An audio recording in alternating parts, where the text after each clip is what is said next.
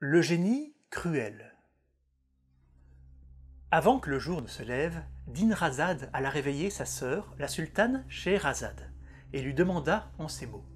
« Ma chère sœur, si vous ne dormez pas, je vous prie de me raconter une de ces histoires dont vous avez le secret. » Scheherazade vérifia que son mari, le sultan, les écoutait, car s'il n'était pas captivé par ses contes matinaux, il la ferait tuer. Elle commença alors.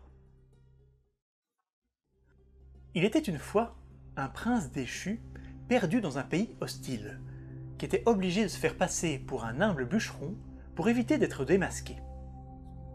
C'était en effet bien dommage, car ce prince était un maître du verbe, de la poésie et de l'écriture. Mais il ne pouvait pas gagner sa vie avec ses talents sans être reconnu comme un homme de haut rang et être repéré par ses ennemis.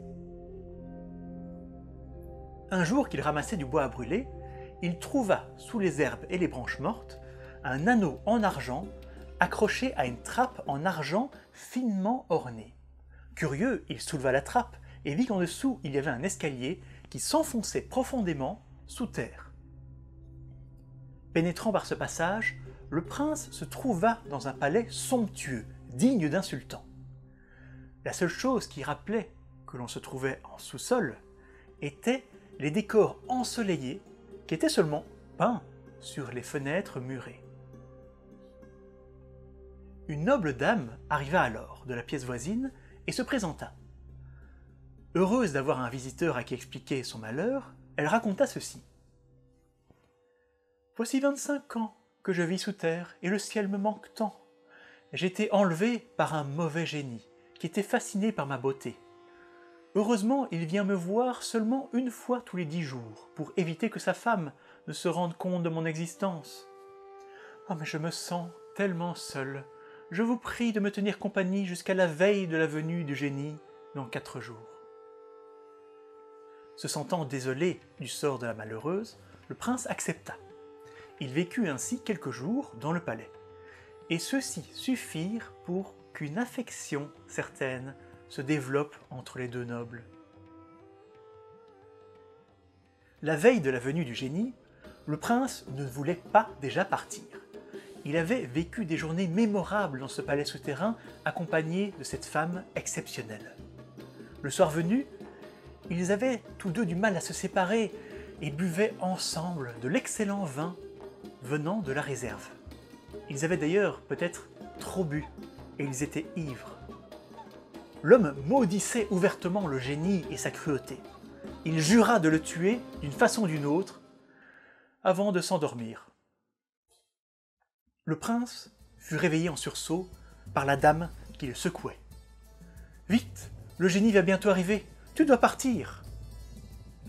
Ayant perdu le courage que lui avait donné l'alcool, il dit au revoir à la noble femme et sortit en vitesse par la trappe d'argent, sans se rendre compte qu'il avait laissé sa hache derrière lui. Ce n'est qu'après 1 heure de marche, alors de retour à la ville, qu'il découvrit cette terrible erreur. Il songea à faire demi-tour, mais alors qu'il tournait un coin de rue, il se retrouva nez à nez avec un vieil homme qui l'interpella. Pensant avoir affaire à un mendiant, le prince chercha une pièce dans sa bourse, mais le vieil homme la refusa. À la place, il sortit de sous son manteau la hache du prince. « N'auriez-vous pas oublié ceci ?» demanda l'inconnu.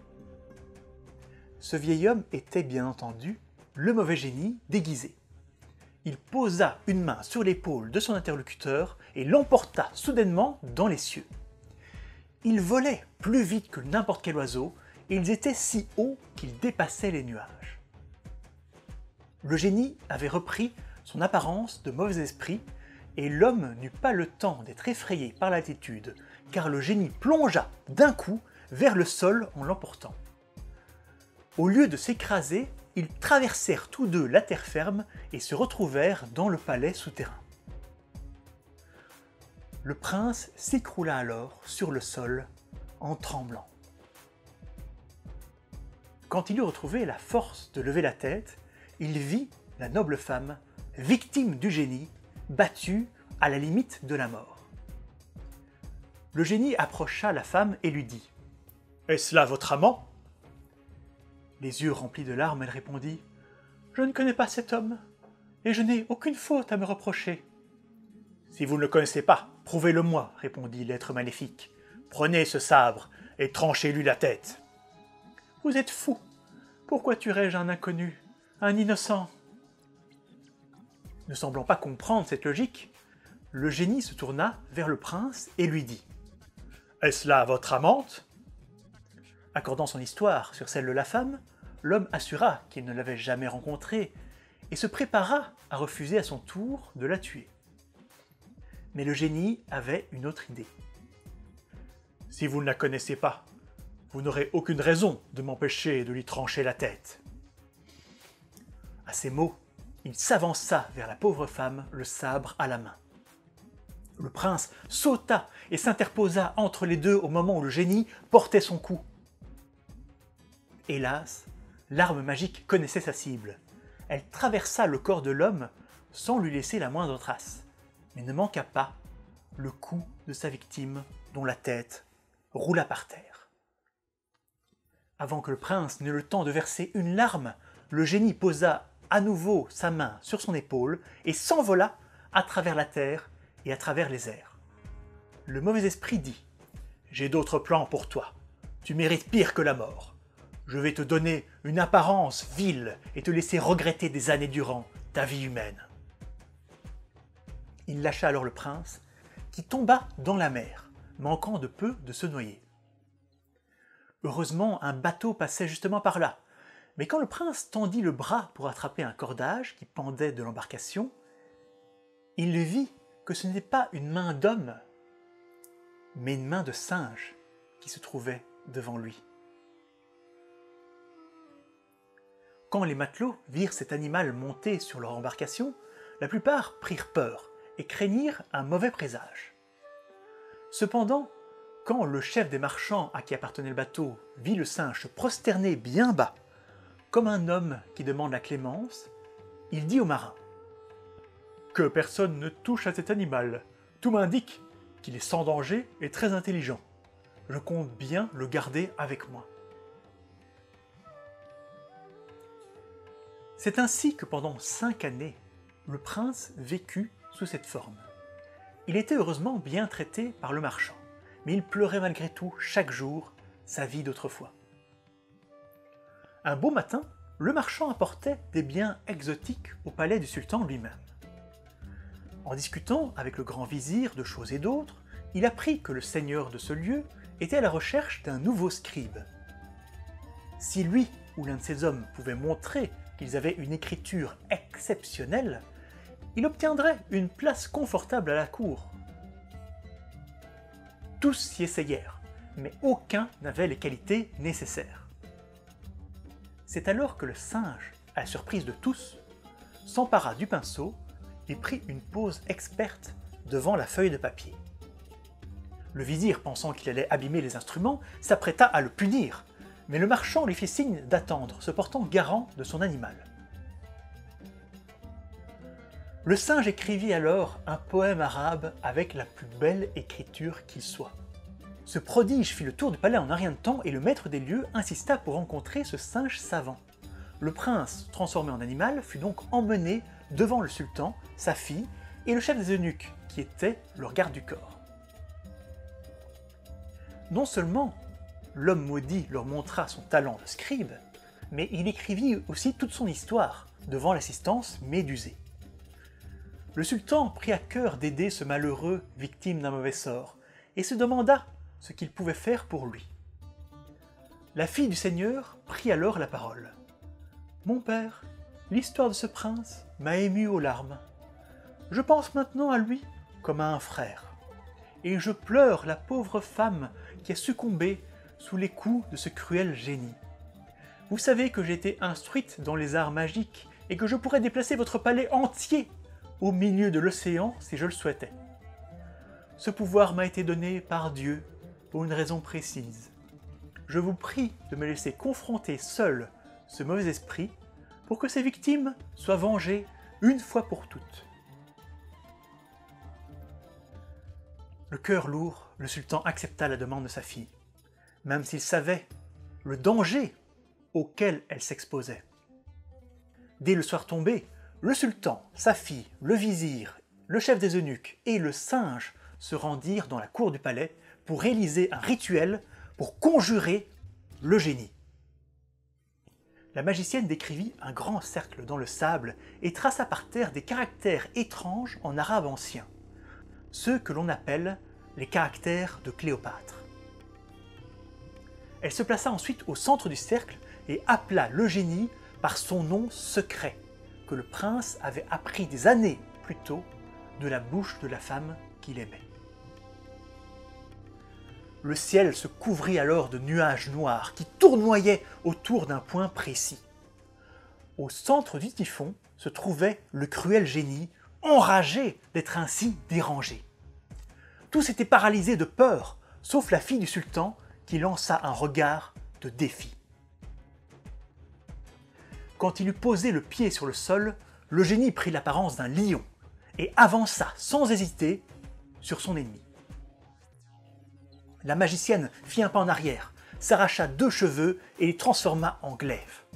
Avant qu'il n'eût le temps de l'atteindre, elle trancha le lion en 3 morceaux. 2 de ces morceaux disparurent en fumée. Pouf! Mais la tête du lion se transforma alors en scorpion géant. La magicienne, elle, se transforma en serpent et enserra le scorpion dans son corps. Se sentant désavantagé, le scorpion se changea en vautour et s'envola. Le serpent devint alors un aigle qui partit à sa poursuite. Peu de temps après, tous 2 plongèrent et traversèrent le sol. C'est alors que la cour du palais s'ouvrit en 2. Le vizir chuta dans le trou et ne fut plus jamais revu. De la crevasse, un chat blanc sortit, poursuivi par un énorme loup noir. Le chat, voyant un fruit au sol, une grenade tombée d'un grenadier, se transforma en ver et plongea à l'intérieur. La grenade enfla et enfla jusqu'à atteindre la taille d'une citrouille. Elle explosa alors, semant des graines partout. Le loup se transforma soudain en coq, qui se précipita pour dévorer toutes les graines de grenade. Une fois que ce fut fait, la fille du sultan fut certaine d'avoir dévoré le génie. Elle reprit son apparence humaine et lança au prince changé en singe un sourire victorieux. Hélas, elle avait manqué un grain de grenade qui avait roulé plus loin. Celui-ci se transforma en génie.